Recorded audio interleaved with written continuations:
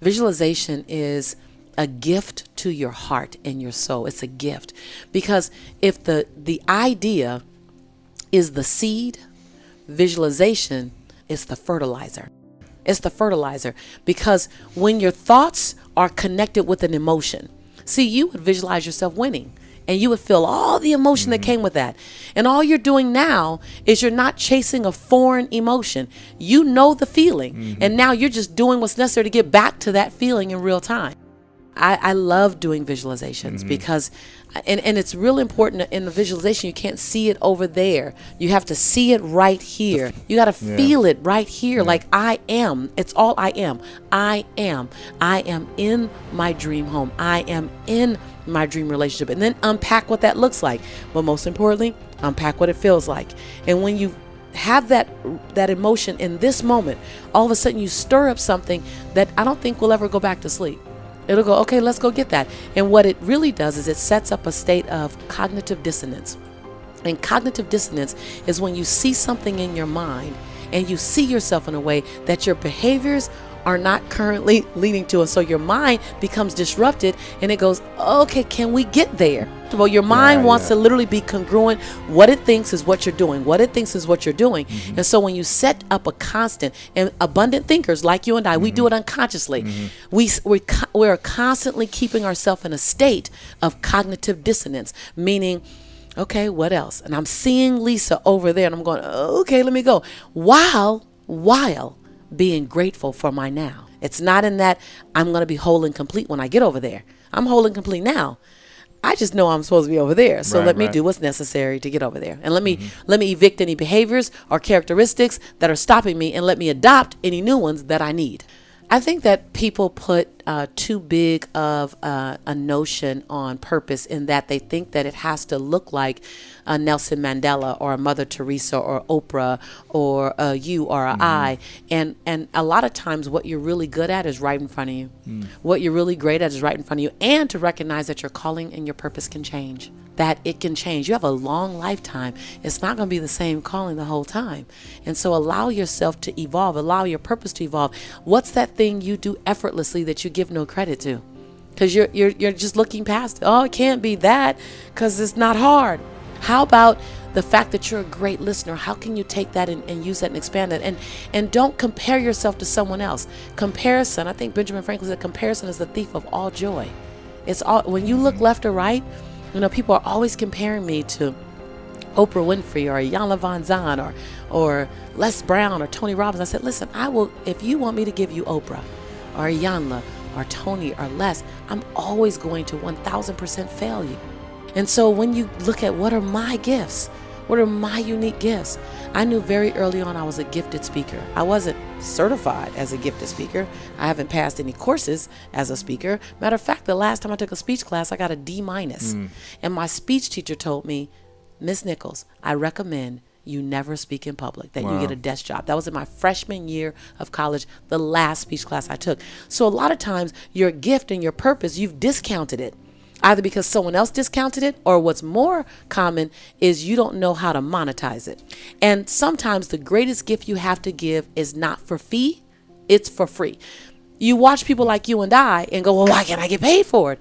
Well, not every gift you're supposed to get paid for. Nelson Mandela did not get paid for leading 27 years when he got out of prison. He got paid after that, but he was a great leader while he was in prison. And Martin Luther King, he got paid from the church, but his fight for civil rights, that was a free one, and he paid the highest cost. And you can go on and on and on to some of the greatest leaders, Mahatma Gandhi. There wasn't a paycheck. And so, and I'm not, and I know we're scaled down to our version, but don't get attached to having to get paid for your gift. So I think we get caught up in, society allows us to has us looking at possessions. And so we begin to measure our joy and our abundance on possessions. So I like to break up my life in quadrants, and I help my students. I do a lot of coaching. I do personal development and professional development coaching. So the first is enrichment of self, that you are only going to go as far as you think you're worthy. I can push, you can have the greatest product, but if you don't feel worthy, you will work hard to sabotage that relationship. You don't know you're doing, you just think these are the things I need, and you're driving that guy away. You're driving that woman away because your self-worth says they weren't going to stay forever anyway. Or self-worth around money. You have a cap. that you feel like you're worthy of $1 million, you will always get to 999,000 and you will stop because your self-worth says it. So enrichment is number one. I did this for 6 months every single day right after I brushed my teeth. And it's the I see you exercise. You get in the mirror and you complete 3 different sentences. You want to write this down. The first sentence, you look at yourself and you say your name. So you say Lewis, and you complete this as I'm proud that you. And find 7 different things every day to celebrate yourself for. 7 different. Each day you can do the same thing you did the day before, but each day do 7 different things to be proud of. The second sentence is going to knock you down a little bit. It's going to come from your gut. Lewis, I forgive you for. And cut the shackles to blame, shame, guilt, regret, and anger. In that sentence, you cut those 5 shackles.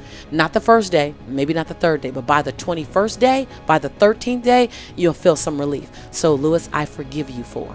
And go back 5 years, 15 years, 20 years. Do that. I forgive you for that thing don't nobody know about. But you, go ahead and cut those shackles. Because if you can still think about it, it's still in your energy space. And then the 3rd sentence is, Lewis, I commit to you that. Before you make a commitment to anybody else throughout your day, you make 7 commitments to you. So the first sentence is, I'm proud that you're celebrating yourself first.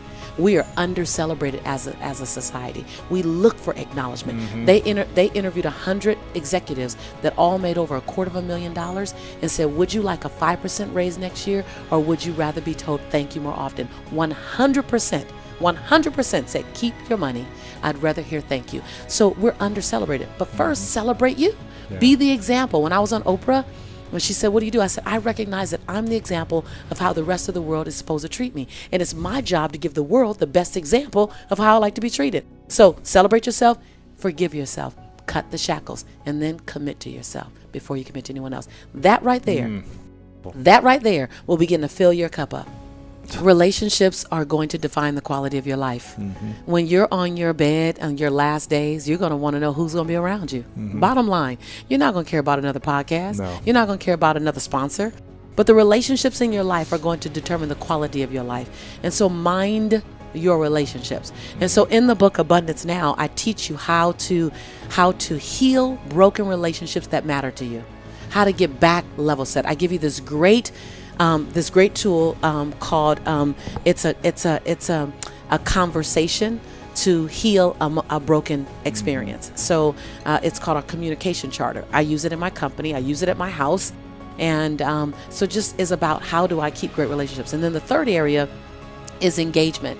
Work engagement. You're going to spend so much time in work, and we're so emotionally attached to our work, and most of the time people are attached in such a dismal way that why would you have that dismal energy around something you're going to spend so many hours in? So I teach you how to shift your energy toward your work so that you no longer look at it as your work. Now it's no longer your JLB. Like everyone in my community, everyone in my tribe, they no longer say they have a job. They say, I have an investor. And when you look at your job as your investor, and you really rename it as your investor, and it's investing in your breathtaking future, it has the capacity to buy anything you want for your future. If you mind your money right? It can buy your freedom. And so when you look at your job, your work engagement as an investor into your breathtaking life, all of a sudden there's a different energy around it. Yeah. And then the last one is money endowment. And to recognize more than the Dr. Seuss family and the Disney family and the McDonald's family and the Lawrence Welk family has a right to an endowment. When you get the understanding, and I really unpack it here, where you kind of go, what? When you look and go, I can do an endowment? Because we think it's for them. Remember, I started this conversation with abundance is for those people over there, especially when it comes to an endowment or a living legacy, like in your book, Creating a Legacy, to recognize that, wait a minute, there's a Lewis endowment and a Lisa endowment and a Don and John and Tanya endowment and fill in the blank here endowment.